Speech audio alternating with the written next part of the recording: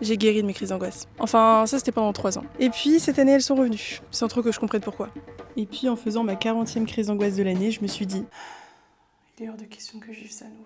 Alors je me suis posée pour essayer de comprendre la cause de leur retour et surtout apprendre à m'en débarrasser. Avant ça, il faut comprendre comment ma vie était il y a quelques années. J'étais cette pote toujours prête à faire la fête. Tu vois, cette pote qui a toujours une anecdote à te raconter parce qu'elle est tout le temps à droite à gauche. Celle qui sait s'amuser, hyper sociable, mais surtout celle qui consomme rarement avec modération. Cette fille-là, c'était moi, pendant très longtemps. Au point où quand j'ai réduit ma consommation, je me suis retrouvée dans une pièce sombre sans savoir vraiment qui j'étais. Le bruit de la musique trop forte et des gens qui chantent a laissé place à un lourd silence. Ce silence qui te pèse tellement que t'as souvent l'impression de manquer d'air. C'est à partir de cet endroit que les crises d'angoisse se sont installées. Petit à petit, de plus en plus régulièrement. Et puis, régulièrement est devenu hier, aujourd'hui et demain. Je pense qu'après avoir perdu le contrôle pendant des années, devoir le reprendre était trop dur. Mais un jour, j'ai réalisé que mes crises d'angoisse ne prenaient plus autant de place. Quasiment sans que je me rende compte. En faisant la rétrospective, je pense que je sais comment elles se sont arrêtées. Il y a un peu plus de 3 ans, j'ai débuté le sport. Passant de cette fille angoissée pas sportive qui sort pas, à celle qui s'entraîne toute seule. Ça m'a redonné confiance en moi. Et tout ça m'a apporté une vie libérée de cette angoisse qui, auparavant, me gâchait la vie. Mais alors, il s'est passé quoi pour qu'elle revienne cette année ?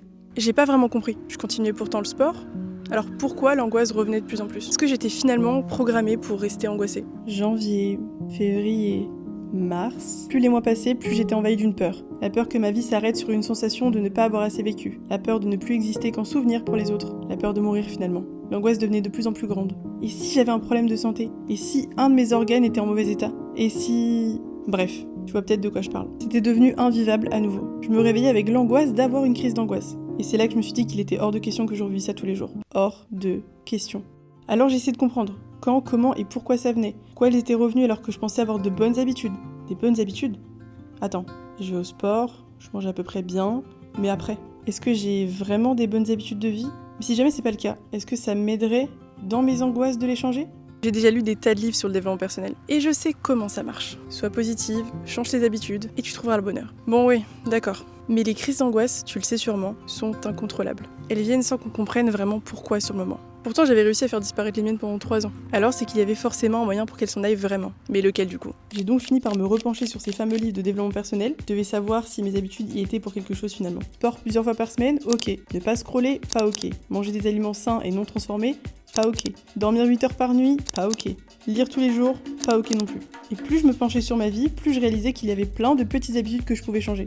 Mieux manger, éviter mon téléphone, dormir assez, lire plus souvent. Puisqu'en revenant en arrière il y a 3 ans, c'est vrai que je n'avais pas uniquement débuté le sport. J'avais aussi changé mes habitudes. Et puis, insidieusement, mes mauvaises habitudes ont repris place. Donc je m'y suis mis. Plus de positivité, moins de téléphone, plus de lecture, plus d'instant présent, moins de malbouffe. Maintenant j'avais qu'à voir si ça allait changer quelque chose. Honnêtement, je m'attendais pas à ce que ça change vraiment. Je l'espérais, mais y croire... bof. Surtout en coupant mon téléphone et en laissant place au silence plus souvent. Mais pourtant, mes crises d'angoisse se sont très vite apaisées, comme si j'avais trouvé la solution miracle. Donc évidemment, je me suis dit que ça passait, mais que ça reviendrait, que j'avais juste eu de la chance sur ces derniers jours. Sauf que non.